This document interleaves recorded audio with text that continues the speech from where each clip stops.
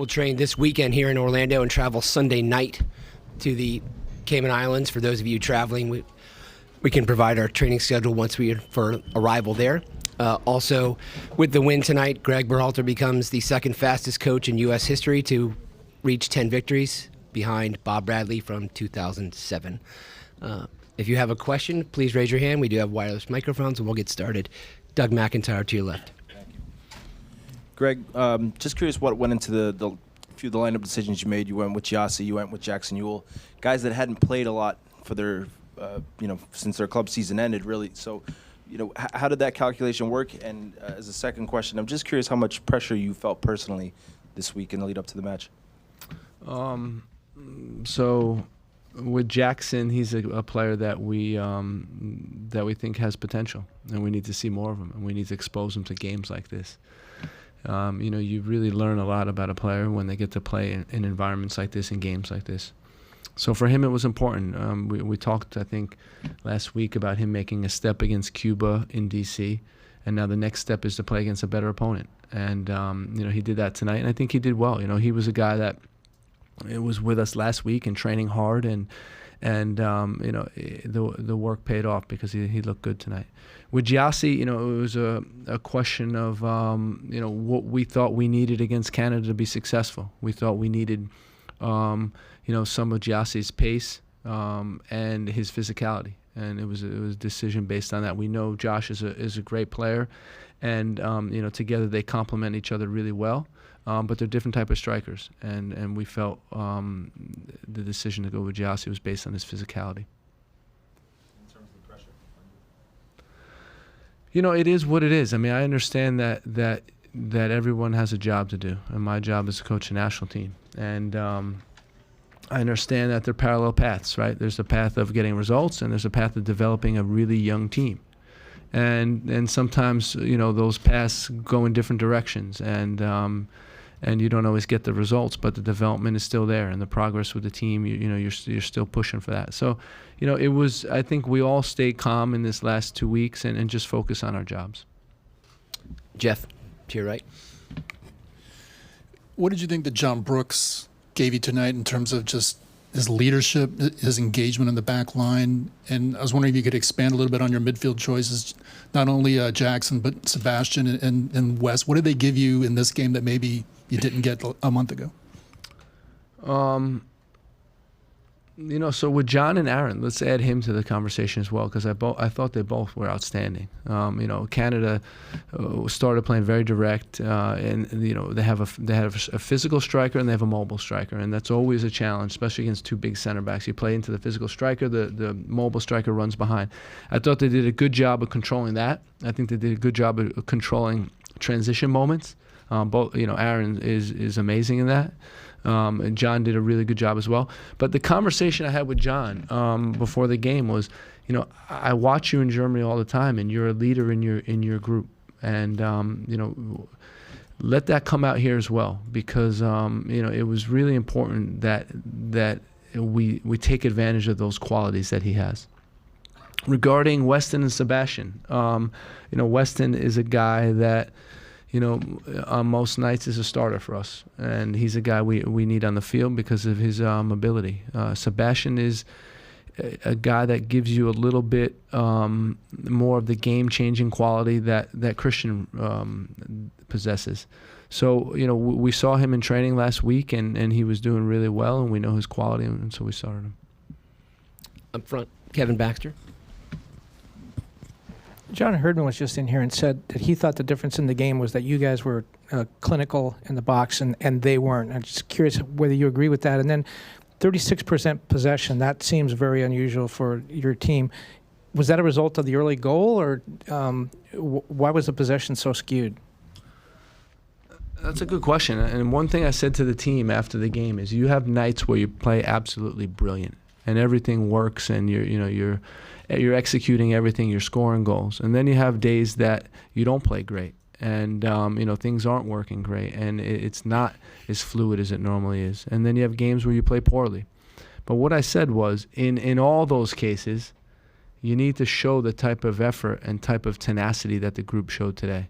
When we talk about a collective effort. I know, there was some real big criticism on the group. It was a perceived lack of effort, a lack of heart.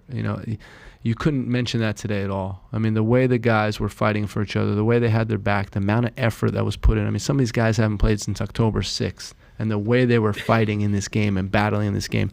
And give Canada credit, they did the same thing. And to me, the difference was, is that we were ready to overcome anything. The guys were focused and ready to overcome. You saw that right from the start of the game. An early goal really helped with that.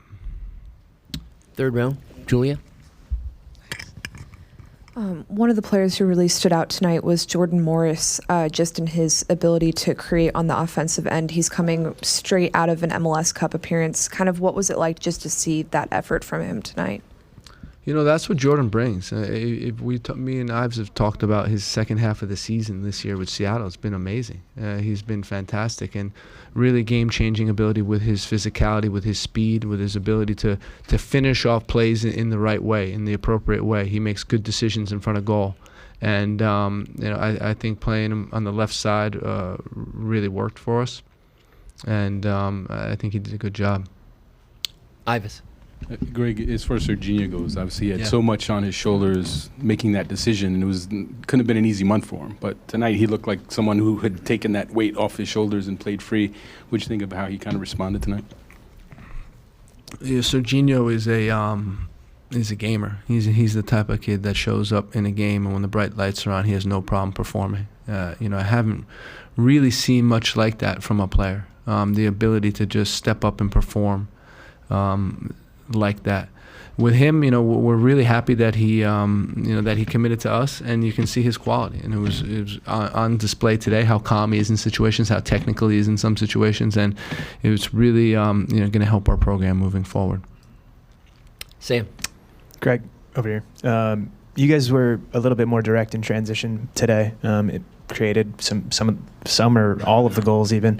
Was that a conscious tactic going in, and what did you think of how the team performed in that regard in transition? So we talked before this week, and we talked about how I felt we were poor in transition there in Canada. I thought we had many opportunities that we didn't take advantage of. It was with you guys that we were talking about that. And that was a big focus of the game. The big focus of the game was to have their defenders facing their own goal, turn them and run at them. The way they play, when they play a 4-2, basically 4-2, they get unbalanced, and they lose balance with their shape, and we were able to take advantage of that. Front row to your left. Greg, Alfonzo Davies came in on Did I say 4-2? Yeah, so 2-2, 4-2. Sorry. I'm just going to kill me for that. Alfonzo Davies came in on great form. Were you surprised to see him not higher up in the field, even when you guys took a 3-0 lead in the first half? I think perhaps they're trying to maintain his rhythm at left back. And this guy's starting for Bayern Munich. I mean, he's a quality player, and he gave us, still gave us fits with his ability on the ball. I think we were a little bit surprised, but I think he was still very effective in the game. Back row, center.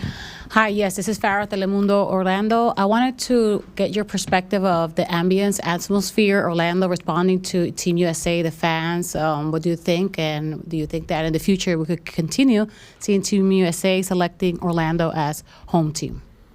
The stadium design just leads to a really good atmosphere. And you can see today, even when the stadium wasn't full, there was a good atmosphere created in the stands. They did a great effort building the wall and, and filling it partly today, giving the game a good atmosphere.